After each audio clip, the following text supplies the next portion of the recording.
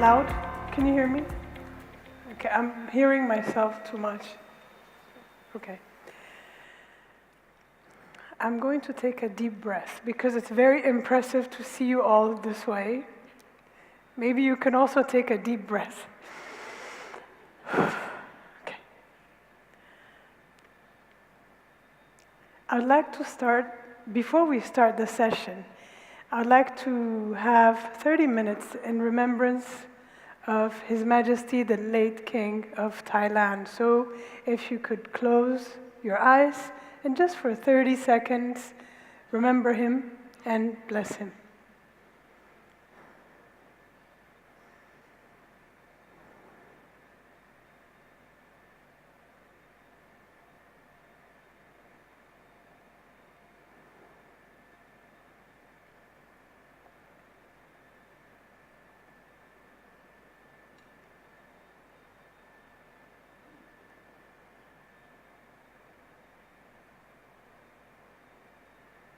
Thank you.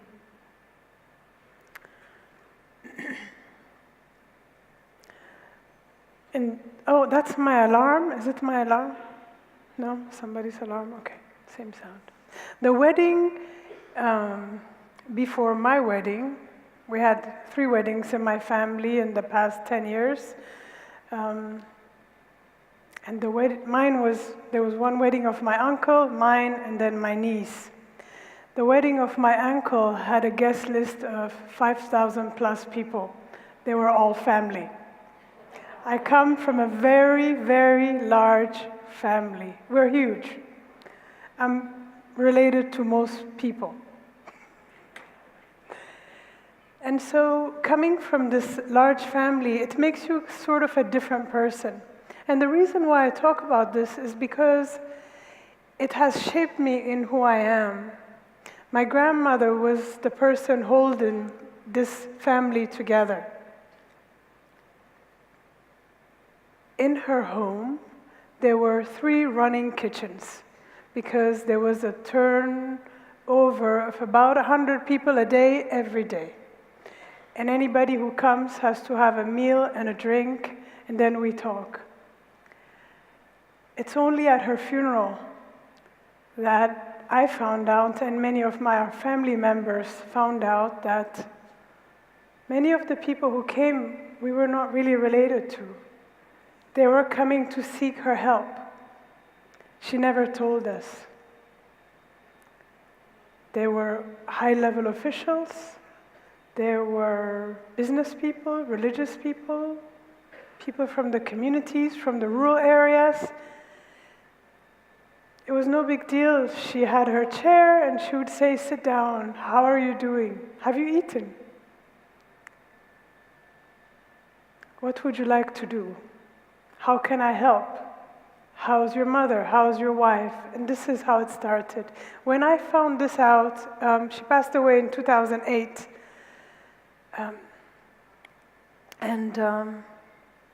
People were telling me, "You know, my conversation with your mother, it changed my life." Somebody would come, "Because of her, I'm out of an abusive situation. Because of her, I found a job and I raised my children.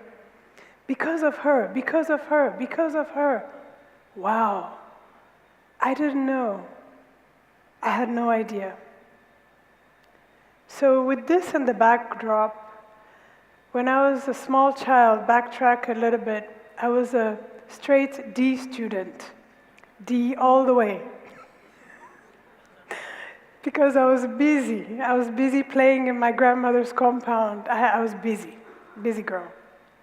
And then my world changed. We moved to Brussels because of the war, the civil war. The emperor was overthrown. Brutality, war, death, bullets, blood. We had to sleep on the floor to avoid stray bullets. And I was 8 when I boarded the flight, and I think when I disembarked, I was an adult in an 8-year-old body. It was traumatic. And since then, I just wanted to go back home. That was the only goal, go back. I wanted to wake up on Sunday, have breakfast with my grandmother, play with my friends, And I became a straight A student. Not because I was smarter, but there was a purpose to it. Just finish quick, go back and work. Eventually, fast forward some years, I managed to go back. I left the corporate world in the United States. I had a very good life. I really had a really good life. Everything you wanted, I had it. And I ended up being the person responsible to roll out a program for in the red light district with women surviving from prostitution. My job was to help them decide, do you want to stay in this work or do you want to get out? If you stay, let's make it safe for you. If you want to get out, let's get you out. This was my start of coaching. It was 1997. I had no idea how to coach. I had business school behind me, but so you know what I did is I just called my grandmother. What do I do? Just show up. Okay. I lived abroad so long people could see from my accent that I'm not really local. I'm not afraid of the red light district. Actually, I felt more safe there than I feel anywhere else. But the problem was that if I did it wrong, these women could risk being infected with HIV/AIDS, being subjected to violence, dying. So the stakes are not about getting a job or getting a promotion. It's a little higher than that. It gave me a lot of stress. And my grandmother said, you know, it's not about you. It's about them. It's not even about them as a person, them as the problem itself, but them as a person, the potential in them. You're there to serve their potential. It's not about you. So if it's not about you, there's no stress. I'm supposed to be a blank sheet of paper, a canvas, for them to think from, to reflect from. That was my job. That's what I learned from her. And I would call her on a regular basis. Sometimes in difficult situations because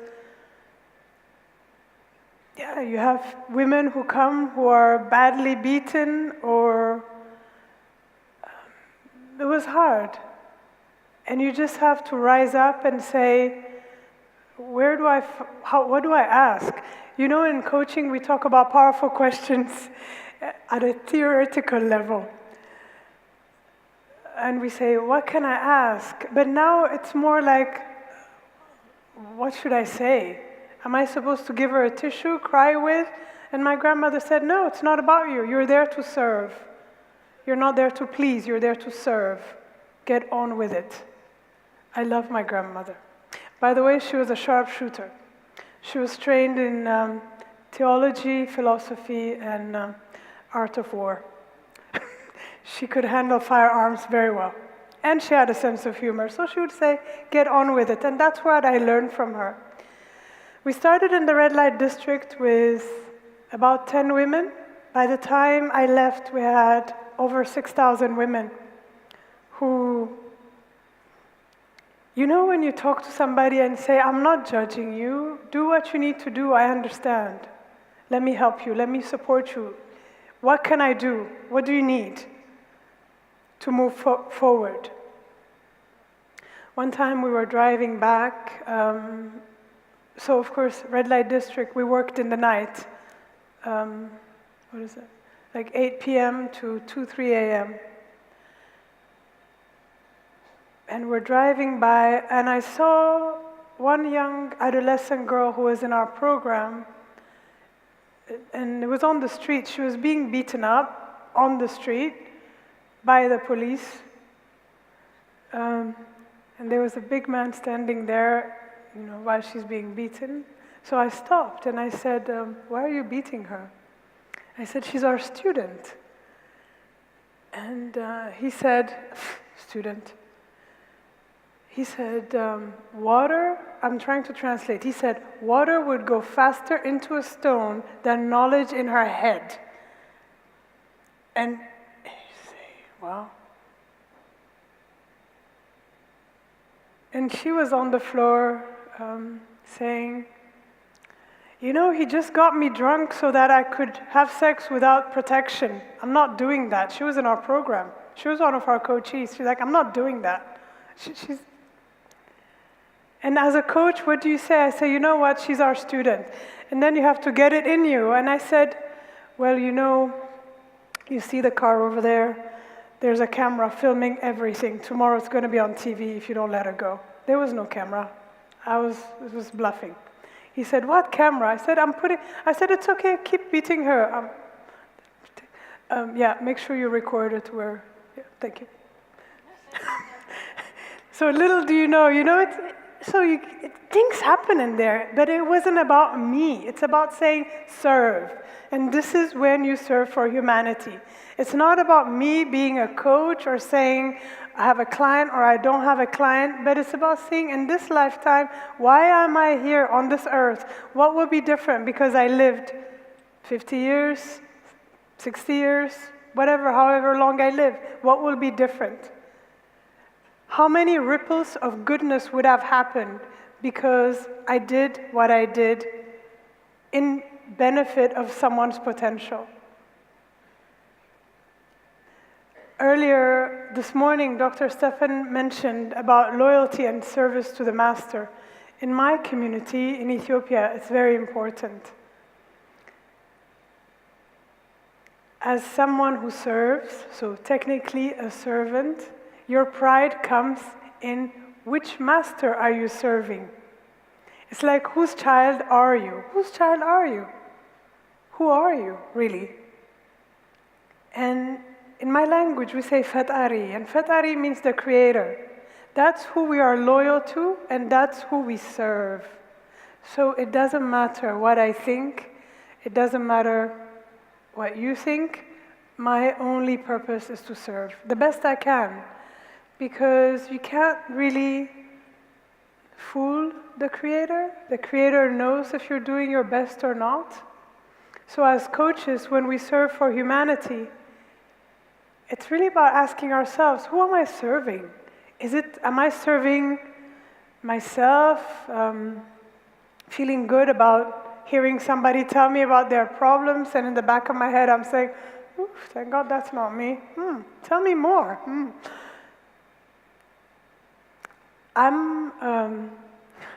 I use a lot of, nowadays, I've had the courage to come out with my spirituality. For a long time I didn't, because spirituality and business was not going together. But I find that I need the spirituality to stay in integrity to this service. I pray before every coaching I do. I pray after every coaching I do, to give grace and to give thanks. My prayers are not long and complicated. Just giving thanks, just asking for guidance. And this keeps me on track. It allows me to go through the difficult challenges, and it allows me to serve even beyond what I know.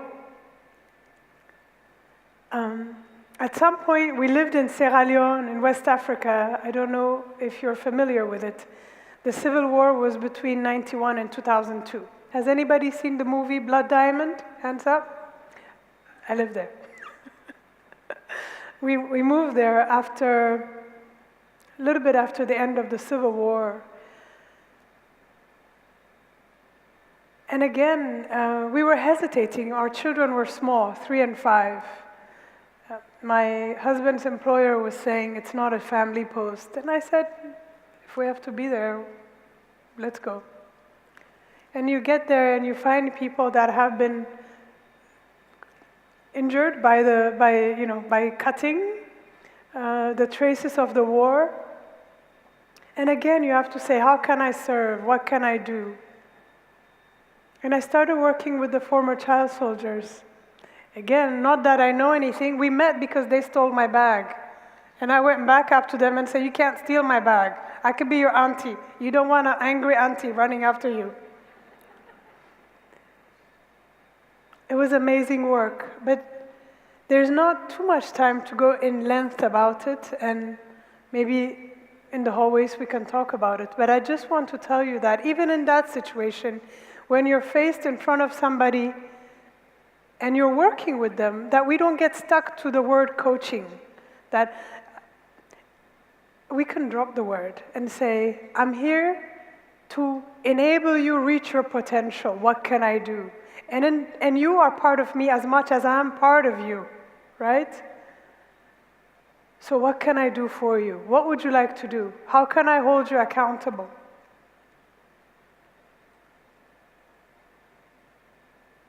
Again, it's about knowing that I'm here to serve the Creator. I'm not here to serve anybody else. Nothing else matters. Life is short. So when we show up in service for humanity, when our master is the Creator,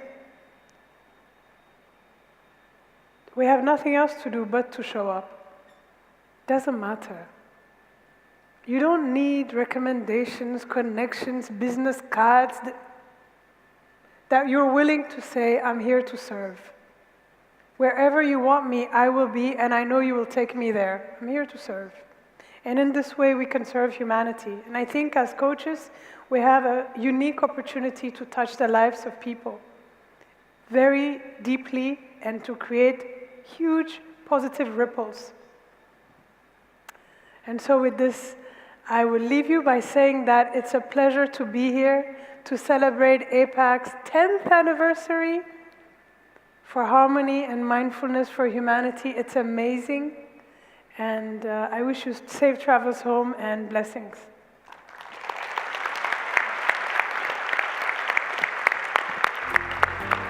Good. Time was good. I'm on time.